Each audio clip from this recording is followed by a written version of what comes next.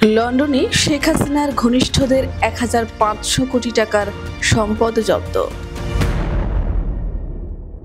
লন্ডনে বাংলাদেশের সাবেক শাসক গোষ্ঠীর ঘনিষ্ঠ দুই ব্যক্তির মালিকানাধীন প্রায় ৯০ মিলিয়ন পাউন্ডের বিলাসবহুল সম্পত্তি জব্দ করেছে ন্যাশনাল ক্রাইম এজেন্সি। এক ব্রিটিশ পাউন্ড সর্বোচ্চ ১৬৫ টাকা হিসাবে এ সম্পদের মূল্য দাঁড়ায় প্রায় ১৫০০ কোটি টাকা।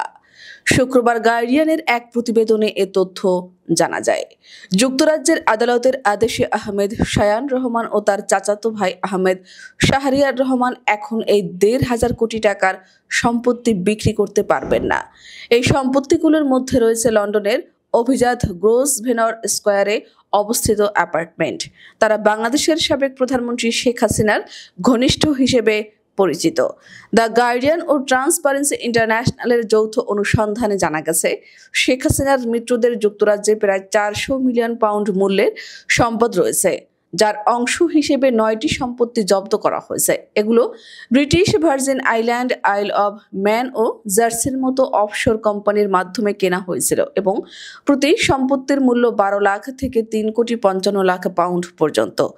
শায়ান ও শাহরিয়ার রহমান হলেন ধনকুবের সালমান এফ রহমানের ছেলে ও ভাতিজা। সালমান ছিলেন শেখ হাসিনার শিল্প ও বিনিয়োগ উপদেষ্টা। গত বছর ছাত্র আন্দোলনের মাধ্যমে শেখ হাসিনার পতনের সময় দেশ ত্যাগের সময় তাকে গ্রেফতার করা হয়। বর্তমানে তার বিরুদ্ধে দুর্নীতির মামলা চলছে।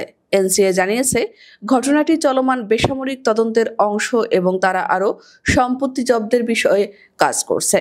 জব্দ সম্পত্তির মধ্যে রয়েছে লন্ডনের গ্রেসাম গার্ডেন্স অবস্থিত একটি বাড়ি। সেখানে শেখ হাসিনার বোন ও সাবেক ব্রিটিশ মন্ত্রী টিউলিপ সিদ্দিকের মা শেখ রেহানা বসবাস করেছেন বলে জানিয়েছে ফিনান্সিয়াল টাইমস। এই সম্পত্তির দাম ৭.৭ মিলিয়ন পাউন্ড। বাংলাদেশে অন্তর্বর্তীকালীন সরকারের তদন্তে টিউলিপ সিদ্দিকের বিরুদ্ধে গ্রেফতারি পরোয়ানা জারি হয়েছে। তিনি সিটি মিনিস্টারের পদ থেকে সরে দাঁড়িয়েছেন এবং অভিযোগ অস্বীকার করেছেন। ট্রান্সপারেন্সি ইন্টারন্যাশনাল ইউকের নীতি নির্ধারক ডানকান হেমস বলেন, আমরা যুক্তরাজ্যের আইন প্রয়োগকারী সংস্থাগুলোর প্রতি আহ্বান জানাই যেন তারা অবিলম্বে সন্দেহভাজন সব সম্পত্তি জব্দ করে। দ্য গার্ডিয়ান রহমান পরিবারের আইনজীবী ও সালমান রহমান প্রতিষ্ঠিত পারিবারিক কর্পোরেট সাম্রাজ্য বেক্সিমকোর প্রতিনিধিদের কাছে মন্তব্যের জন্য যোগাযোগ করছেন। আহমেদ শায়ান রহমানের একজন মুখপাত্র এর আগে ফিনান্সিয়াল টাইমসকে বলেন, আমাদের মক্কেল তার বিরুদ্ধে আনা যে কোনো অভিযোগে জড়িত থাকার কথা জোরালোভাবে অস্বীকার করছেন। যুক্তরাজ্যে যে কোনো তদন্তে তিনি অবশ্যই সম্পূর্ণভাবে অংশগ্রহণ করবেন। তিনি আরো বলেন, বাংলাদেশে বর্তমানে রাজনৈতিক অস্থিরতা বিরাজ করছে। সেখানে শত শত ব্যক্তির বিরুদ্ধে নানা অভিযোগ আনা হচ্ছে, এটি সবারই জানা। আমরা আশা করি যুক্তরাজ্যের কর্তৃপক্ষ এসব বিষয় বিবেচনায় নেবে।